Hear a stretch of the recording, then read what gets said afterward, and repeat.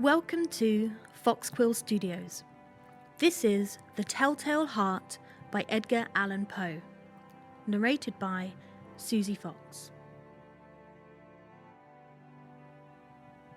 It's true. Yes, I have been ill, very ill. But why do you say I've lost control of my mind? Why do you say that I am mad? Can you not see that I have full control of my mind? Is it not clear that I am not mad? Indeed, the illness only made my mind, my feelings, my senses stronger, more powerful. My sense of hearing especially became more powerful. I could hear sounds that I had never heard before. I could hear sounds from heaven. I could hear sounds from hell.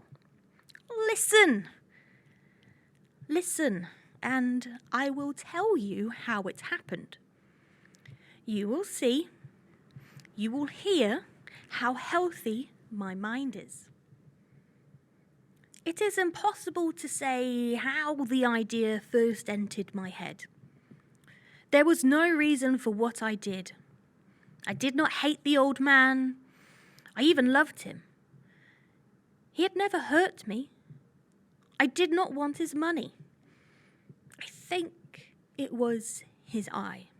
His eye was like the eye of a vulture, the eye of one of those terrible birds that watch and wait while an animal dies, and then fall upon the dead body and pull it to pieces to eat it.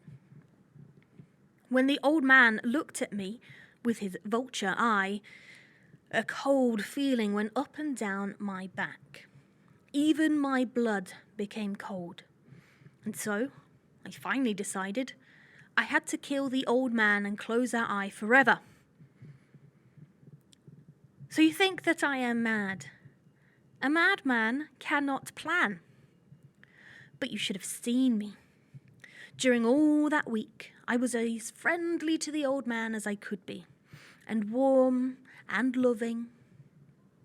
Every night, about 12 o'clock, I slowly opened his door. And when the door was opened wide enough, I put my hand in, and then my head.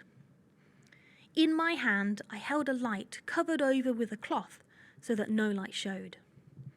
And I stood there quietly. Then, carefully, I lifted the cloth just a little so that a single thin light fell across that eye. For 7 nights I did this, 7 long nights, every night at midnight. Always the eye was closed, so it was impossible for me to do the work. For it was not the old man I felt I had to kill, it was the eye, his evil eye.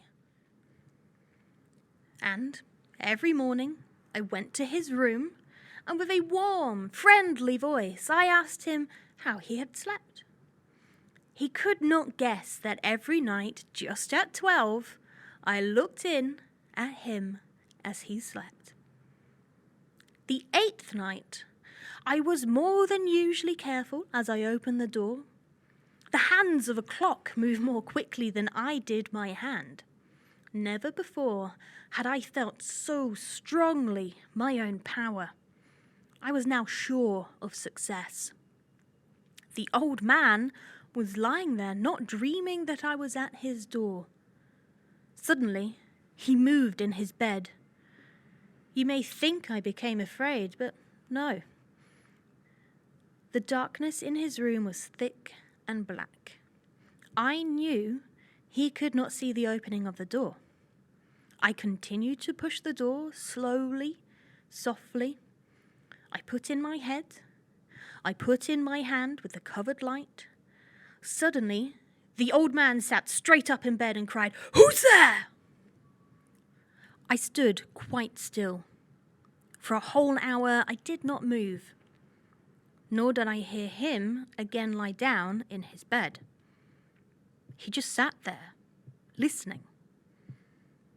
Then I heard a sound, a low cry of fear which escaped the old man. Now I knew that he was sitting up in his bed, filled with fear. I knew that he knew that I was there. He did not see me there. He did not hear me there. He felt me there. Now he knew that death was standing there. Slowly, little by little, I lifted the cloth until a small, small light escaped from under it to fall upon that vulture eye. It was open, wide open, and my anger increased as it looked straight at me. I could not see the old man's face, only that eye, that hard blue eye, and the blood in my body became like ice. Have I not told you that my hearing had become unusually strong? Now I could hear a quick, low, soft sound, like the sound of a clock heard through a wall. It was the beating of the old man's heart. I tried to stand quietly, but the sound grew louder. The old man's fear must have been very great indeed, and as the sound grew louder, my anger became greater and more painful. But it was more than anger. In the quiet night, in the dark silence of the bedroom, my anger became fear, for the heart was beating so loudly that I was sure someone must hear. The time had come. I rushed into the room crying, "Die! Die!" The old man gave a loud cry of fear as I fell upon him and held the bedcovers tightly over his head. Still, his heart was beating, but I smiled as I felt that success was near. For many minutes that heart continued to beat, but at last the beating stopped. The old man was dead. I took away the bedcovers and held my ear over his heart. There was no sound. Yes, he was dead, dead as a stone. His eye would trouble me no more. So I am mad, you say? You should have seen how careful I was to put the body where no one could find it. First, I cut off the head, then the arms and the legs. I was careful not to let a single drop of blood fall on the floor. I pulled up 3 of the boards that formed the floor and put the pieces of the body there.